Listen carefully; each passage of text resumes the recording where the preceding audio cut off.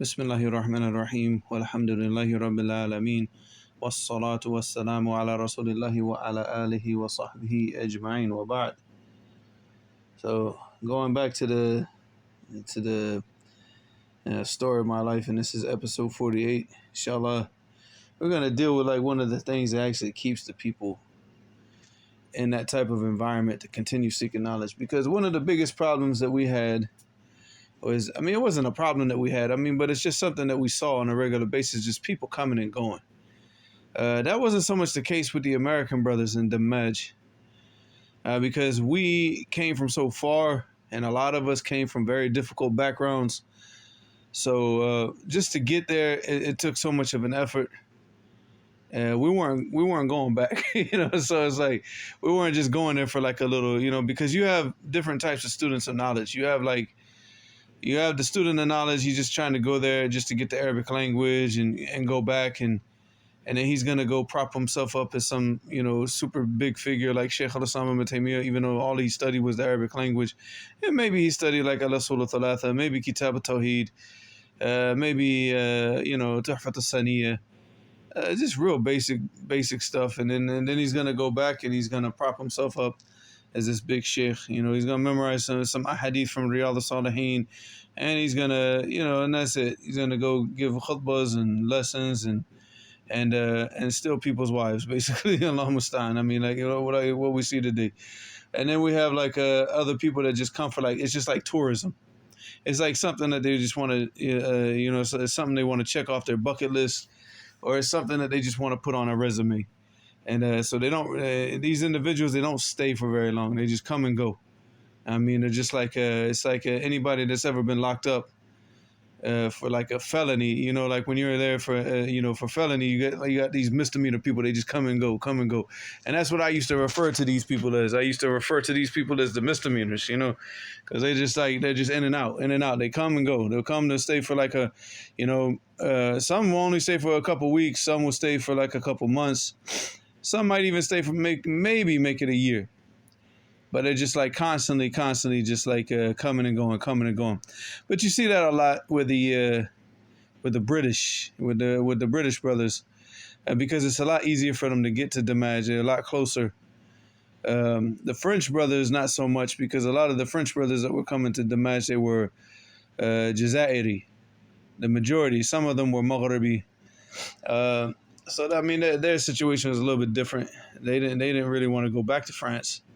We only had like one actual French brother. It was Yusuf, Allah yarhamu. He died during the right before the COVID thing. They gave him an experimental shot, and subhanAllah, he died that same day. So he was sick. He like ended up with some type of blood cancer or something like that. I think leukemia. I don't know what he ended up with when he went back to France. So he was with us in Saudi Arabia, along with Stein, a very good brother, very, very good brother. May Allah have mercy on him. But other than that, like like I said, you just get these the comers and goers, right? And then you have like the people that are there the whole time. So the what I learned very early is that if you want to stay, because obviously if you're looking at the environment is very harsh. The environment is very, very harsh. I can't begin to express, like, in the early days, we're talking about, because obviously when I got there, Sheikh Mubil, rahimahullah, was still alive. So it was a lot different than, like, much later on when they started getting the internet connection, people started having phones, everybody started having generators. And then they use, so you had like certain people. It started when I left Dammaj and went down to Sana'a, is that people started buying generators and charging people for electricity. If you wanted to have for example, one light or two light, but it's just lights, that's all you're going to get. You're not going to have enough electricity to like run a refrigerator. They were just giving enough electricity that you could have a light in your house and you didn't have to use the gas lamps, because all of us, we use gas. But just the whole environment was just difficult. For us to get drinking water, we had to walk with these 20-liter. We had these 20-liter gas cans, like these jerry cans. I don't know what you want to call them. These plastic these plastic things that we had to walk with, and we had to go all the way to we used to call it a bomba, bomba because of the sound that it makes in the mornings, because these are pumps. These all of the farmers, they have these pumps. Like they have the pipes. It's into the ground, and they pump the water out in the morning. And they, in the water, so obviously they're pumping the water out to get the water to go into the grape fields, because they grow grapes. They grow roman, which is pomegranates. They grew oranges. They grew sha'ir baladi. Sha'ir, they translated it as barley, but it's not. What they grew is oats. They grew oats. They grew the main thing that they, like, the staple grain that they grew was dhurra. It's a dhurra to bayda, which is what's the name of that in English? Sorghum. Sorghum. So this is the grain that they use for asida in most of Yemen. I mean, in Yemen, period. This is what they use. They use this dhurra in all the villages. You go down to Sana'a, they use wheat for the asida, but that's not asida. Asida, you have to get that dhurra to bayda from the village.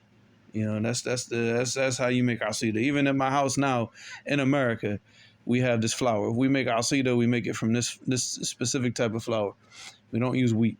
But they do that like in a lot of the restaurants. Even in America, if you go and order asida in America from a Yemeni restaurant, they're gonna make it with wheat. They're not gonna make it with dhurra. So, but they also make the yellow corn, which they call it the shami. They call it dhurra to shamia. They just say dhurra dhurra in Arabic, obviously it's corn. But because they don't grow like the yellow corn. They grow like I said, the sorghum. Sorghum is a white corn. I mean, it's not like especially the one that they grow in the village. It kind of has like a yellowish tint to it, but it's white. Like if you look at it, like if you bought it in bulk, which I used to buy it from the Dammajis, so they bring it to me from what they grew out of their fields. Yeah, I mean, it just looks like white, but when you look at it close, you can see like this yellowish tint to it. But yeah, that stuff was delicious. The stuff that they grew in the village is delicious. So but anyway, so basically they had to pump the water to get the water to those fields. So that's the water that we used to go, and we used to fill up these little cans, these little plastic containers that we had, and we used to fill them up for drinking water. And you had different ones. So there was one right by the rooms that was pumped into the grape fields. So it's like basically you come out of the rooms, you have a famous Dukan, which is Dukan al-Mu'awad. Mu'awad is like an ancient Dammaji. He had a store right there for I don't know how many hundreds of years. Like, I don't know. Allah yahfadhu. Very nice guy. And you go past his store, then you go around the next corner, and there's a pump there. And like I said, they call it a bomba because when at Fajr, you can hear them, like all the farmers right before Fajr, and especially in the summertime, when the grapes are growing, they go out there and they turn this thing on. And it starts off like boom, boom, boom, boom, boom, boom, boom, boom, boom, boom, boom, boom, boom, like that. You can hear it. So everybody, the Yemenis, they refer to it as a bomba because of the sound that it makes. So I mean, so that's that. But that one by the rooms, we used to use that to wash our clothes in.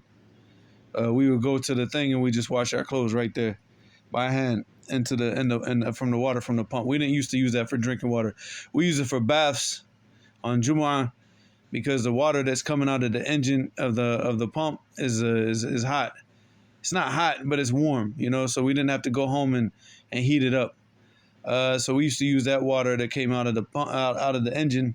We used to use that water because there's like a stone. I don't know how to explain it by words, but there's like a stone. It's like a stone. It's basically like a bathtub, like a big stone bathtub. Because the Majis actually go in there and actually take a bath when they're coming out of the fields. So it's just like this big flat, like bathtub looking thing, and it's one little small pipe that's shooting the water straight out the engine. And then you go on top and you have to climb up, and then there's a huge pipe It's big. It's like I don't know the diameters of pipes, but this is not a pipe that's going to be in your house. This thing is huge, and that's just shooting on the main amount of water. That's just shooting the water that's straight out the ground. That's the cold. That's just nice and cold and fresh. That's the you have to climb up to get to that water. Sometimes the Dammajis, a lot of the times they would take a bath in that one too, especially if it's really hot. They would climb up in the top one and they would just take a bath in that because that water is going straight into the fields.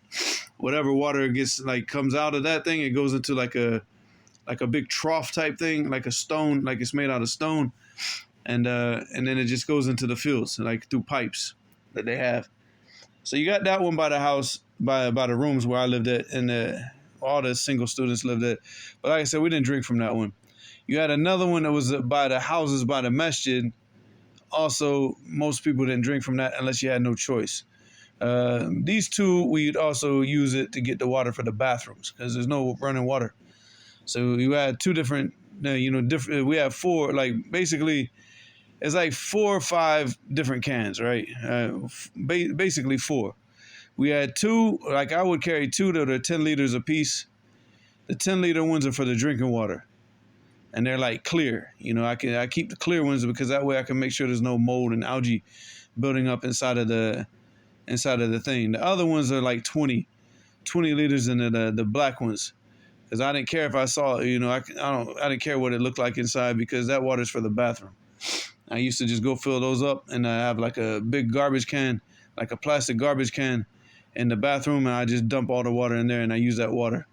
So, so that water is for the kitchen, if you're cooking, to wash the dishes, for the bathroom and all that type of stuff. So, so we go to the close pumps for that. If we want drinking water, you have to go to the one on the mountain. And that's a long walk, So like I said, and on top of that, you're carrying 2 10-liter, these containers in each hand. One, you got one in one hand and one in the other. And then it's just you got to walk all the way up to that mountain, and you have to wait for obviously you got to wait for the pump to turn on. And then once it's on, you got to go up there and get the water, carry it all the way back. So it's you're hungry, you're tired sometimes, you're sick sometimes, but you got no choice. You have to carry that back. And then it's just but that's the good water. That water on the mountain is that was so good. The only water that I've ever had that was better than that was Zamzam. In my whole entire life, I've never had water that was better than that except for Zamzam. When I was in Mecca and then being on Safa or Marwa and just drinking the Zamzam directly straight out right out the tap, that's probably the best. That is the best, not the probably. That is the best I've ever had. But the second one in line was that water from the village in Dammaj. It comes straight out the mountain. Straight out, they pump it straight out the mountain. So cold and so fresh. You can sit there and just drink it straight out, as it's coming out the pipe. You just drink it.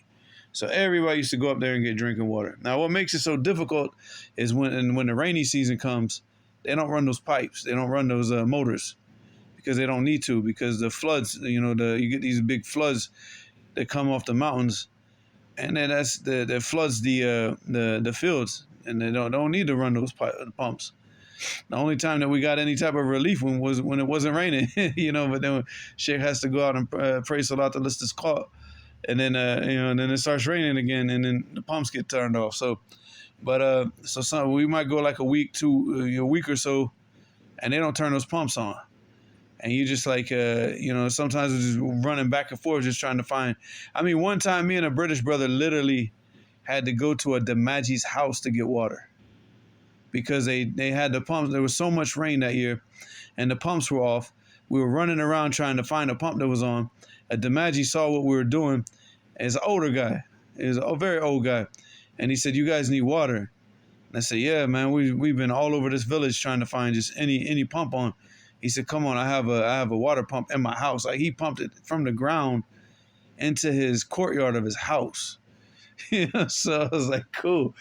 And then he turned the pump on and we got fresh water just like that. But that's a rare occasion. Otherwise you have to spend money. We just didn't have no money. Otherwise we just go to the store and just buy a bunch of water. But we didn't have money for that. So we had to get the water from the pump. And then if you really, really, really just don't have water, then you have to go and get the water from the masjid, from the taps in the masjid. And, you're taking so many chances with stomach issues and, so alhamdulillah. But you got to do what you got to do. But that's what I'm saying with the difficult situation and the difficulties that we had to deal with on a daily basis with all the sicknesses, the heat in the summer, like, it's so hot in the summer and there's no air conditioner. They don't like to open up windows. They don't like to turn on fans, the Yemenis. They just like to keep it really, really hot and then they cover up. And it's like, subhanAllah, it's so hot that you drip and sweat going into the court. And, and then you got all these people in the masjid. And you got like 1,000-something people in the masjid during the summer, more than 1,000 probably. And it's just so hot.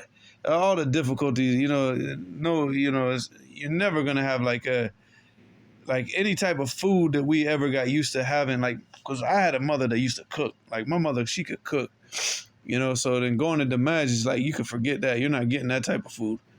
The best food that you're going to get is probably the worst food that you ever ate in America. So, yeah, it's just like, man, that's the reality. Like McDonald's would have been gourmet in Dammaj if we could have anything like that. Just chicken nuggets or something like that would have, I don't know what to say. Like, I couldn't even imagine what would happen if we had chicken nuggets in Dammaj.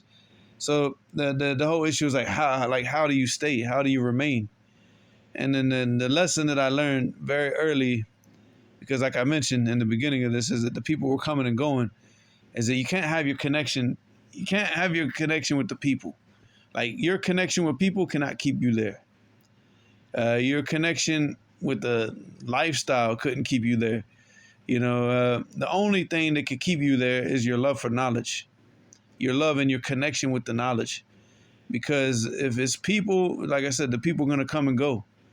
I have people that I was close to and I had to watch them pack up and leave, and then other brothers that I was really close to, I was the one that left, so it happens. And it's heartbreaking because we're far away from our country. We're away from our families. And if you're getting close to certain individuals and they leave, and then a lot of people, they can't stay because they're connected to those people. That's where they're connected. That's where they formulated the connection. Like, this is what's keeping me here, is I'm not leaving these individuals. But they left you. Now what are you going to do? So, I mean, like I said, you're already dealing with so much difficulties. You subhanAllah. And the whole time that I was in Dammaj for 4 years. I got one package for my family. I mean, my family could have sent packages, but I never requested anything from them. I just asked my mother, I was like, hey, whatever you can give me, throughout the year, she gave me like, I think $200 a year. That's what I used to live off of. $200 a year. That was it. That's all she could afford to give me. And that wasn't even from her. It was from my grandmother. So it's like, my mother couldn't afford to give me anything because she had just gotten out of jail. So, but she would get the money from her mother and she'd send it to me. So it's just like, I mean, so you can imagine the types of difficulties, the harshness, and you're eating food, you're not going to, even the food that you could get at the restaurant, which is not, I wouldn't eat that here. And like, I wouldn't be sitting in America eating that food, but it was the greatest thing that we had there because of the situation. But I would never eat that here. But we couldn't even afford that. So imagine, we couldn't even afford to, going and sitting in the restaurant and eating just like eggs and beans is with a freshly cooked piece of bread. A ragif it's just like we couldn't even imagine, that we couldn't even do that on a regular basis. That was like once in a while. It was, that's when we're splurging, right? We're like, oh, we're going to go to a restaurant and eat some beans and eggs, instead of just eating the beans from the masjid. So, yeah, man, if your connections with the people, you're gone. You're gone. You're not going to continue. There's no way that you can continue. The people are coming and going. And on top of that, you got to understand, you're going through difficulties. They're going through difficulties. You're going to be getting in, just your relationship with people is going to be turbulent a lot, because everybody's, especially Westerners, like, Yemenis, they can just go back, if their mother's sick, they can just go back to their village. If our mothers are sick, we got to sit there and bite our knuckles and just be patient.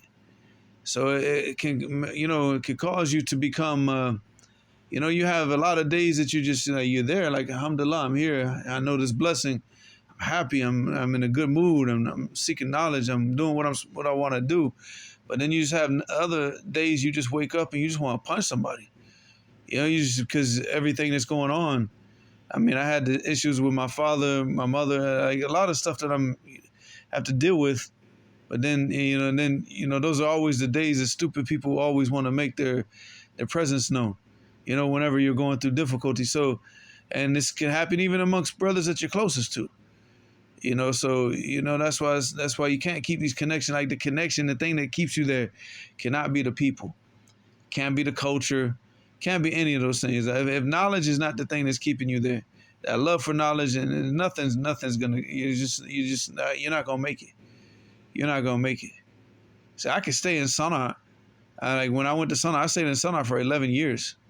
I could stay there because why? I was at that point of living in Dammaj. By the time I got to Sana'a was like New York for me. And I go to Sana'a now, I laugh. Just like I laughed when I first got there. I was like, what is this place? What is this? This is not a city. What is this?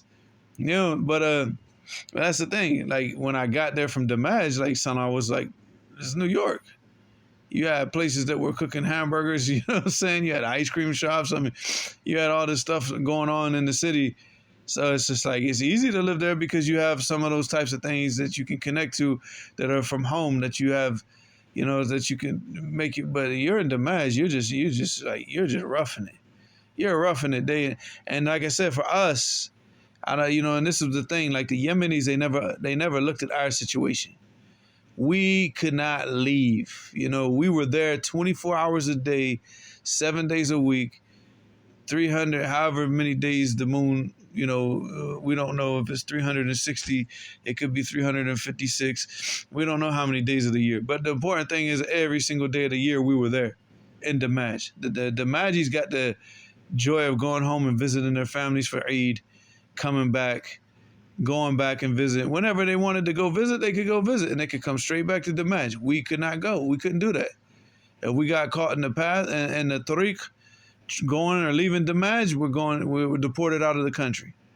It doesn't matter. You got a iqama, you're legal in the country or not. They catch you, and the Shia, if they catch you as a foreigner, you're gone. You're gone.